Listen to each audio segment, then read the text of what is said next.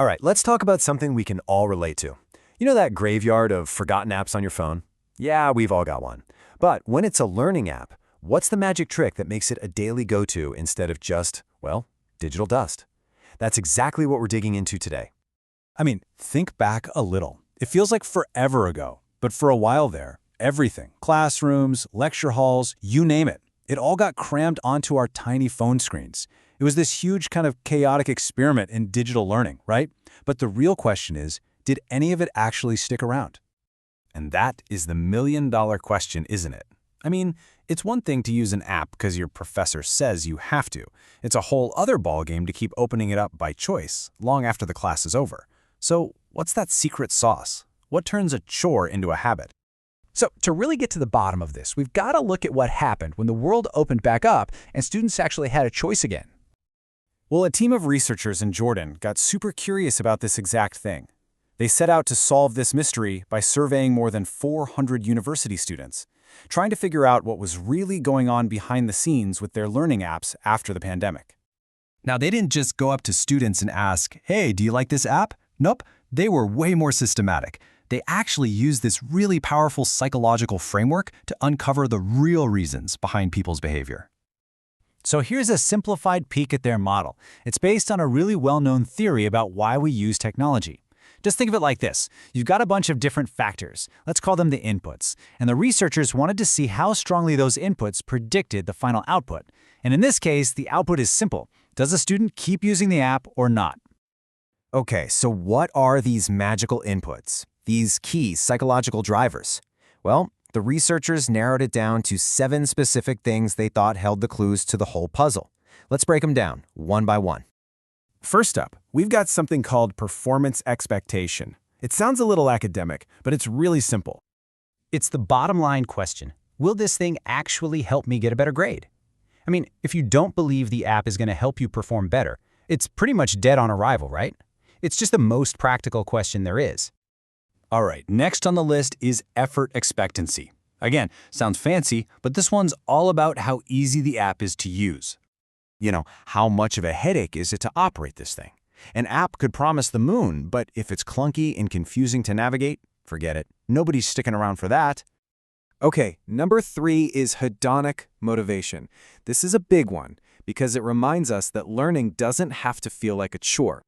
It boils down to this. Is this app actually enjoyable to use? We're talking about the fun factor, right?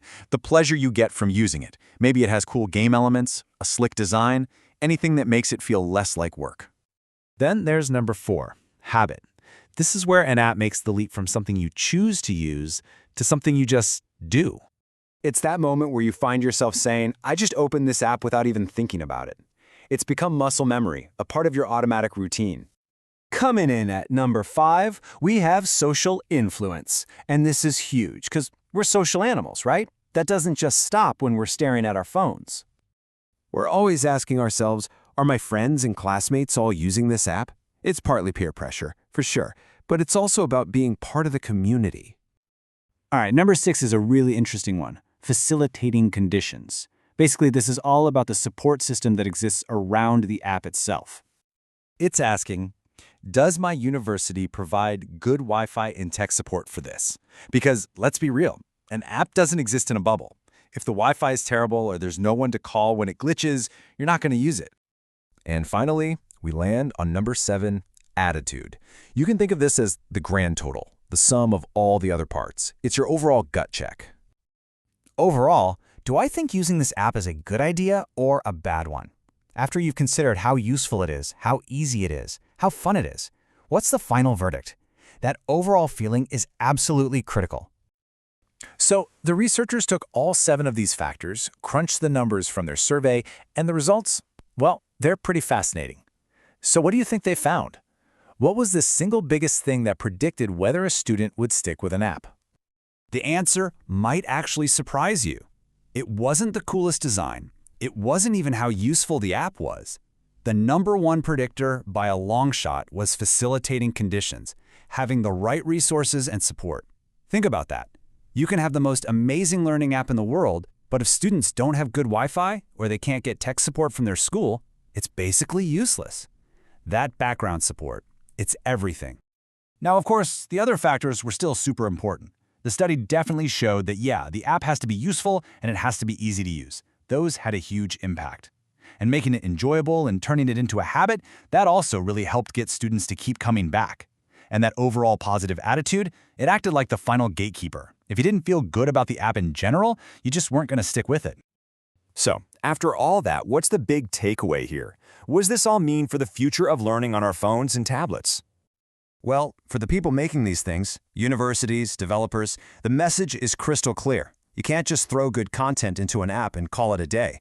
To actually succeed, you have to build a whole ecosystem. The app has to be useful, sure, but it also has to be easy, fun to use, and, this is the big one, it needs to be backed up by a rock-solid support system. At the end of the day, this research is like a roadmap for schools and developers. But you know what? It's also a pretty handy checklist for us. So the next time you're scrolling through the App Store, think about it. You now know the 7 key things to look for. So the final question is for you. What's it going to take to make you really press download and keep that app around?